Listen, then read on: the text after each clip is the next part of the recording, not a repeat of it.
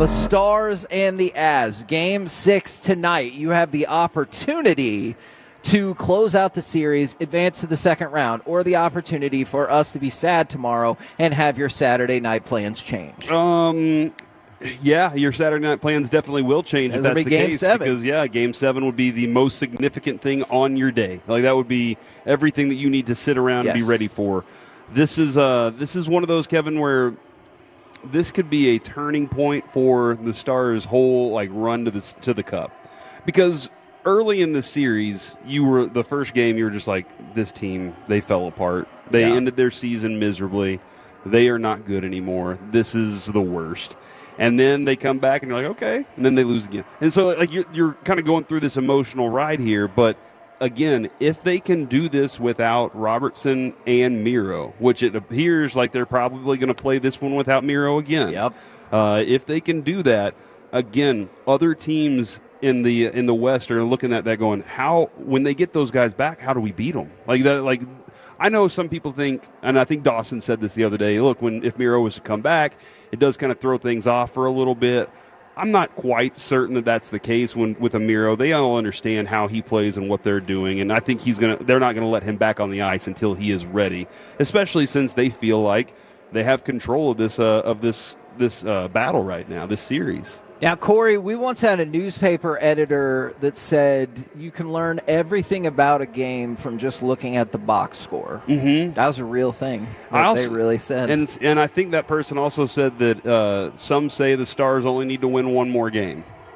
Oh, we need to win 13 more games. No, I got what you're saying. For the series. Oh, okay. Some yes. say that. Yes. But yeah, so we had a newspaper editor who said that. Well, if you looked at Game 5, then you think that the Stars were chumped out physically all night long. So I'm going to go to Pete DeBoer, cut number 6, because I don't think either one of us saw it that way in terms of the Stars' physicality in Game 5. We were much more competitive physically last night than we were in Game 4. So that's a big part of our game, and particularly defensively. And I think I thought everyone the entire group was more competitive in that area. The penalties that we took were defending, which I don't mind. You know what? If you're battling in front of our net to help save a goal, no problem. It's the ones that are 200 feet from our net on the forecheck or in the neutral zone that we've got to avoid. Now, if you looked at just the box score and just the hits, you didn't see it. Yeah, you'd be like, the hell is he talking about? You were way more physical in Game 4. But if you were watching the game, that feels so wrong. Like, I went back and double-checked on the team hits, and I was like, that can't possibly be right. And so that's just another example where sometimes the box score can lie to you. And we go. I'd give Mason Marchment 12 hits on that one time the puck got stuck in the corner and he just kept jamming that person in the back. And they're like, maybe one. I'll think about it. But I wanted to throw this out there about Liam Bishell. If you haven't heard this is going to become your new favorite Mikko Rantanen quote. Okay? All right. So let's start with Bishell. Bishell, after he got sent to the box, obviously there was a whole scrum. It was a misconduct. Hey, see you later. Sat in the box. There was only, a minute left, and the game was over, and it was getting chippy all game. You could see that it was building to this. So Liam Bishell, he's in the box. He smiles at the crowd when he sees his face on the screen, and then he starts motioning for the crowd to cheer and get louder. And, I love that. And then you go to Mikko Rantanen talking about Liam Bishell. He's 7 feet tall or something with skates on and 300 pounds. So I'm happy to be on his side. With the way the guy hits, it's hard to go to the net when he's on the ice. It's a physical game in the playoffs, and I think he feeds off of that. And that part about it's hard to go to the net when he's on the ice is true. Watch how many times, whether it's Kiviranta, I think that's the one that I keep seeing them collide the most. But watch how some people, whenever he's on the ice and he's on either the left or right side of the post, and they get close, and he levels them. And they don't even have the puck. He's just like, I'm clearing you out of this zone. I'm not letting you be part of this. I love hearing that from Mikko. That's great to know, too, what he sees. That's another part of the addition of this, Kevin. This team last year before that, they were always very passive anyway. That was a thing. But they didn't have a dude that was that size. Matt Duchene's a nice size player. I mean, he's not an oversized player. He's actually a small player. Jamie Benn is a big player. Marchment was your biggest player for most of those series.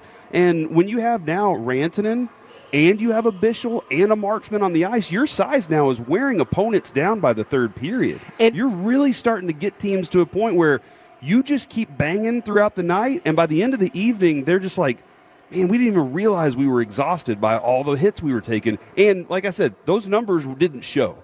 But if you watch that game, I agree. And when he's talking about being competitive, they were competitive to the puck. And they were physical to the puck, not necessarily to the opponent as much as we're going in there and getting the puck, and that's ours. And that speaks to what DeBoer was saying about, hey, I don't want to give up what's essentially like a full ice goal. And what I think he means by that is you've seen a couple of goals that the Stars have given up on the other side of the ice. Like, I'm not saying that's where the shot took place, but that's where you saw either the turnover or the development of play or lack of physicality that you can, like, I can see it right there. They have a great opportunity to score a goal. And unfortunately, since Colorado has two of the best, 4 players in the world, maybe 5, they frequently convert on those opportunities. And so I was really amped up about that level of physicality, but not just in Game 6, because, look, we'll talk about this tomorrow. Hopefully, Game 6 ends with the Stars victorious, and we start to plan ahead and say, man, that Winnipeg-St. Louis series is getting really chippy. I don't know if you watched any of that last night. Yeah. Those guys were getting pissed. It was awesome. I expect tonight to be an extremely physical game, especially from Colorado's side. Me too. And so you love to be able to sit back and be like, hey, I'm really excited to watch Game 6 of Winnipeg-St. Louis, hopefully Game 7 of Winnipeg-St. Louis. I hope it goes quadruple overtime before they decide it and all of that. But you're going to have to keep that level of physicality up. If you win tonight, if you lose tonight and have to go to a Game 7, it doesn't end here. So I like the idea that they're not like, hey, yeah, we did it. We were physical that one time. And it seems like they're like, oh, yeah, we're aware of some of the shortcomings we've had in this series, and we've been trying to step it up. That could be a calling card. I mean, for this team, like, they could have a completely different face by the end of this series going into the next one if they play it that way, Kevin, like you were just talking about. If they continue to play with this kind of physicality, then other teams aren't going to go, well, we can just push them around. And that can be something where, again, somebody just said, banging every night till exhaustion sounds like Tolo go. But the fact, just keep pounding, on them, because by the end of the night they're going to be they don't want you to hit them anymore, and that's what the Stars can do. And then on the offensive side, Kevin, I was really impressed a lot with their ability to be physical offensively, not letting guys just push them around and not getting caught up entering the zone. That was something that the game before, it just looked like they couldn't get the puck into the zone. The opportunity was over. They were like, you know what, let's just dump it in, and they couldn't even do that well. And now it looked like they did such a better job keeping the puck on their stick. But then, when Rantanen gets down by the post, there's a dude on him trying to push him out of the way. He's falling down. He's getting back up. He's leaning into him. He's just as physical as anybody on the ice. When you have a guy with that much talent and that much skill on a team with these guys who have that much talent and skill too, and they see him pushing people around too, that amps them up. And then the captain comes in and levels somebody, and it gets everybody juiced. No, I think you're right, especially with the way the Stars like to dump a puck deep into the zone. You're going to be able to need to fight through a plethora of things. I also appreciate how many people have advised that you might have just done your latest men's tea promo in the description of that. I'm really excited. I would love a men's tea commercial where they're like, take it from Cordy Majors, and they just don't even get a different audio from you. They just take exactly what you just rolled through. You just keep banging throughout the night, and eventually it's like, man, I didn't even realize I was exhausted. Yeah. Then like the goalie, you squirt water all over your face, and you're good. What are you doing? That's what the goalie will do. It's going to freeze on the ice. We talked about this with Mike. And by the way, for the people that are asking, yes, the Stars are scheduled to play Saturday if they lose. All right? So, I mean, hopefully it doesn't come to that and you just get the day off, because Winnipeg and St. Louis are still in the midst of their series. So you would not play Saturday if you advance to the next series. And I know, Kevin, the mentality of closing a game and closing a series is completely different. You have, go back and look at that Mavs team that they went into. Was it Game 5? Hold on, here we go. What's about to happen? Are they doing clouds or something?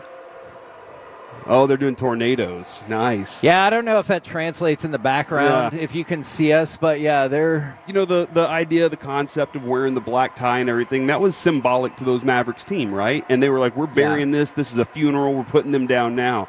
You do have to have such a different mentality to close a series out, especially to close a series out early, because you know that team is giving you, they're unloading everything they got. Now, that's a fortunate thing that DeBoer goes, okay, well, then I get to see everything you got. That's all you got? Then we're going to use that against you in Game 7. That's a fortunate thing. You don't want to make it to Game 7, though. Although some people are like, I'd like to close this on home ice. No, I don't want to. I want to get done with and move on to the next round. No. What you want, I can't speak for what they want. What I want is I want the Stars to win tonight, and I want St. Louis to win tomorrow night. Thus, we can all kick back and relax and watch Game 7 of Winnipeg and St. Louis. And maybe you think Winnipeg is shaky in the playoffs and Hellebuck ain't got it in the postseason, and you want Winnipeg. Or maybe you decide you want St. Louis Blues and decide their end of the regular season run was smoke and mirrors, and you get home ice against them. I would love those options sitting back over the weekend, not having to worry about a Game 7. I'm fine closing this out in Colorado. Yeah, no, I would love to see that happen tonight, because that would make tomorrow a lot better. By the way, we always got to give our Canadian Stanley Cup update. The Tampa Bay Lightning, they're out, but more importantly, on the eastern side, the Montreal Canadiens are out. So another Canadian team bites the dust as we inevitably march to another American team winning the Stanley Cup. The Canadians, though, don't they can look back and say, hey, look, we got 20 of these, though. We're really good. Oh, for sure. In the past. I think about that all the time.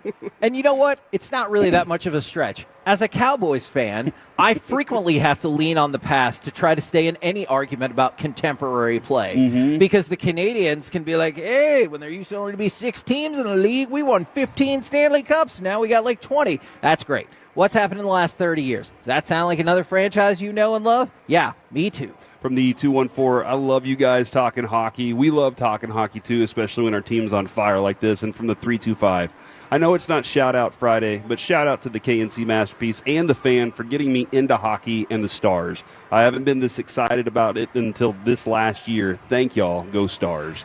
That's the thing, man. The timing is right for Stars fans and new Stars fans to be excited about what this thing's doing.